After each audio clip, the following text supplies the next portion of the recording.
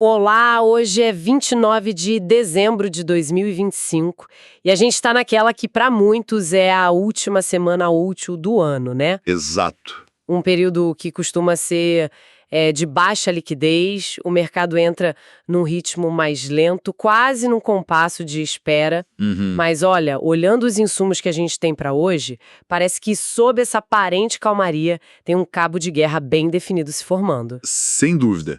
De um lado, a gente tem um cenário externo bem otimista, com ventos favoráveis vindo da Ásia, dos Estados Unidos, Certo. o que, em tese, deveria fortalecer o nosso real. Mas do outro lado, tem sempre aquela cautela, né? O cenário doméstico, as peculiaridades dessa época do ano. Sim. O fechamento de sexta em 5.545 é o nosso ponto de partida. A nossa âncora para entender essa briga toda. Exato. Então, a nossa missão para essa análise hoje é justamente essa: construir um mapa estratégico para o dólar futuro, o DOLFUT. Uhum. A gente vai mergulhar nos dados macro para entender essas forças, mas o foco principal, eu acho, vai ser decifrar a estrutura de opções. Com certeza. É lá que, muitas vezes, o verdadeiro roteiro do dia está escrito, né? Com as barreiras, os suportes e os pontos que podem acelerar tudo. Vamos entender onde os grandes players estão posicionados. É isso aí. Vamos conectar os pontos. O que o mundo está nos dizendo e, principalmente, como o mercado local está preparado para reagir. A ideia é identificar o cenário mais provável e, claro, os pontos de inflexão. Aqueles que podem mudar o jogo todo. Perfeito. Vamos começar a desembrulhar isso, então. Olhando para fora, o que está impulsionando esse sentimento positivo no mercado global hoje de manhã? Olha, o principal vetor de força hoje vem da Ásia, especificamente do mercado de commodities. Ah, interessante. O minério de ferro teve uma alta bem expressiva, sabe? Disparou mais de 2% lá na bolsa de Dalian, atingiu a máxima de 5 meses. Uau! E, ao mesmo tempo, o petróleo Brent também está subindo bem, mais de 1,5%, muito por conta de umas tensões geopolíticas que voltaram a aparecer. Ok, e a lógica clássica é: minério e petróleo em alta, bom para o Brasil por ser nos grandes exportadores. Isso se traduz, então, numa pressão de baixa para o dólar. Como é essa mecânica? Exatamente essa lógica. Um preço mais alto pelos nossos principais produtos de exportação significa o quê? Mais dólares entrando na nossa economia para o mesmo volume vendido. Entendi. Esse aumento no fluxo de entrada de moeda estrangeira, ele aumenta a oferta de dólar aqui. E aí, é lei da oferta e da procura, né? A cotação tende a ir para baixo. Certo. É um dos fundamentos mais diretos que a gente tem. E o cenário nos Estados Unidos está ajudando ou atrapalhando essa tendência? Está ajudando e muito. A gente tem uma combinação de fatores que reforça essa pressão de baixa no dólar. Ah, é? Primeiro, os rendimentos dos títulos do Tesouro Americano de 10 anos. Eles estão em queda, operando ali na casa de 4,108%. O que torna o nosso juro mais atrativo, né? O diferencial aumenta. Exatamente. É o famoso carry trade entrando em ação. O investidor pega dinheiro onde o juro é baixo e aplica onde o juro é alto. Certo. E para completar o quadro, o índice DXY. Que mede a força do dólar no mundo. Isso. Ele também está operando em leve baixa.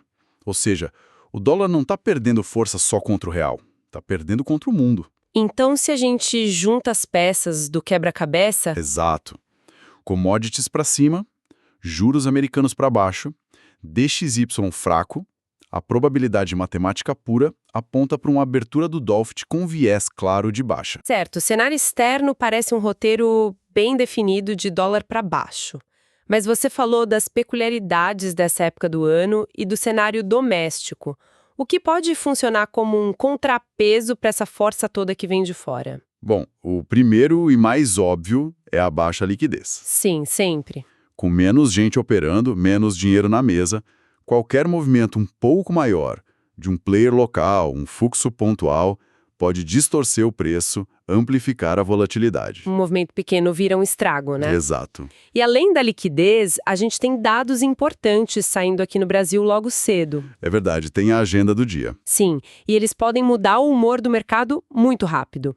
Às 8 da manhã sai o GPM e às 8h25 o relatório Focus. 2 indicadores que o mercado olha com lupa. O IGPM, por exemplo, por que ele é tão relevante para o dólar? O IGPM, ele é um índice de inflação muito sensível a preço no atacado. e, por consequência, a variação do dólar e das commodities. Uhum. Se ele vier muito acima do esperado, pode acender um alerta sobre inflação futura. E isso pode levar o mercado a especular que o Banco Central precise ser mais duro nos juros, o que no curto prazo pode gerar aversão a risco e fazer o dólar subir. Entendi. Uma surpresa para baixo, por outro lado, daria ainda mais força para o movimento de queda. Perfeito. Então, o macro global aponta para baixo, mas a gente tem esses potenciais cisnes negros domésticos que podem bagunçar o coreto. Isso. Mas, no fim do dia, o que manda no jogo diário é o posicionamento técnico, né? E aí que entra a tal da estrutura de opções, certo? Como ela está desenhando o campo de jogo para hoje... Perfeito. A análise macro nos dá a direção do vento. A estrutura de opções nos dá o mapa do terreno, com seus morros, vales e penhascos. E hoje, esse mapa está contando uma história fascinante, que modera bastante esse otimismo que vem de fora. E para entender esse mapa, a gente precisa focar em quem? Na figura mais importante do mercado de derivativos, o market maker. O formador de mercado. Explica um pouco o que ele faz e por que o comportamento dele é tão crucial. O market maker é a contraparte da maioria das operações, né? Se um fundo quer comprar uma opção de compra, uma call, é o market maker quem vende para ele. Ele dá a liquidez. Exato. Mas o ponto-chave é, o objetivo dele não é acertar a direção do mercado. O objetivo dele é ficar neutro, sem risco.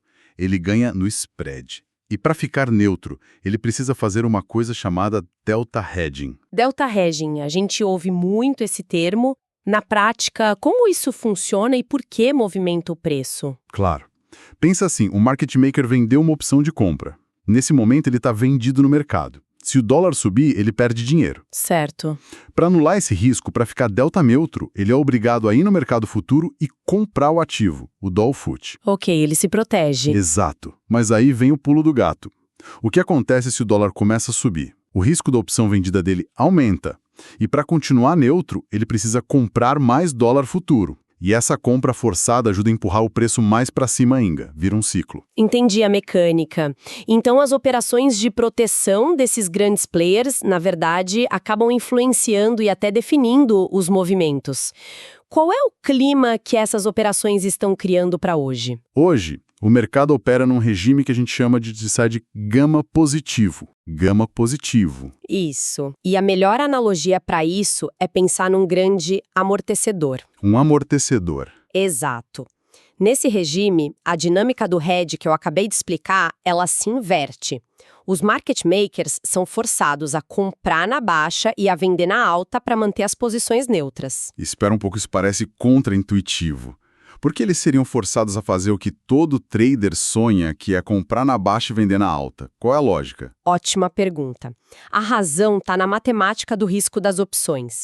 Num regime de gama positivo, quando o preço do dólar cai, o risco das posições vendidas dos market makers diminui mais do que proporcionalmente.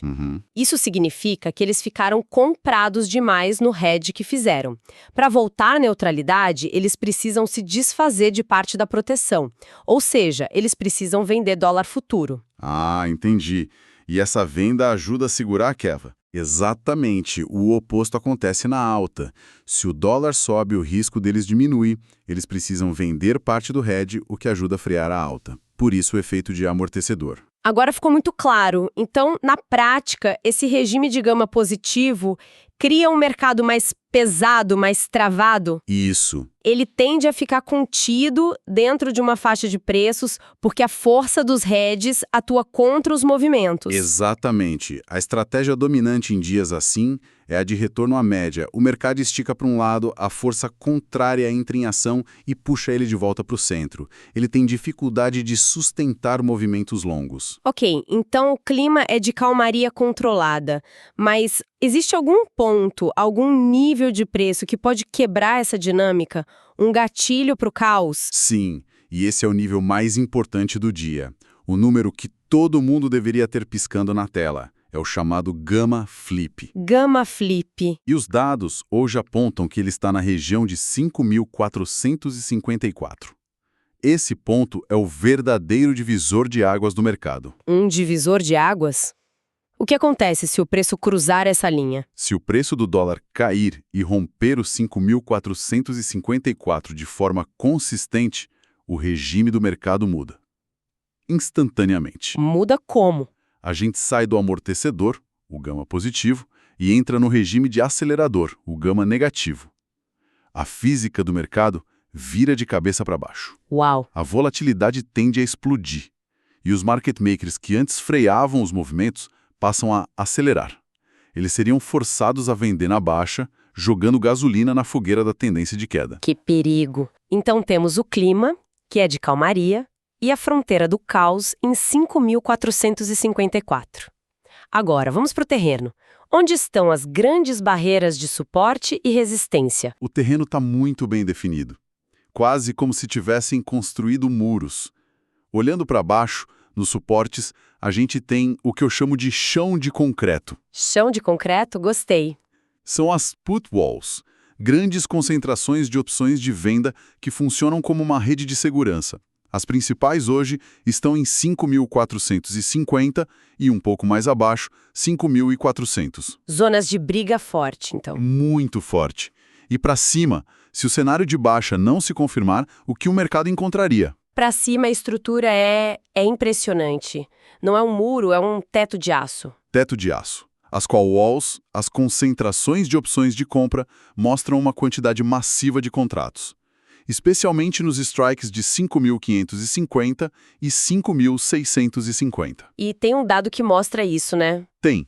Para se ter uma ideia da desproporção, a relação entre o volume de puts e calls, o put-call ratio, está em apenas 0,04. 0,04? O que isso significa na prática? Significa que para cada 100 opções de compra negociadas, existem só 4 de venda.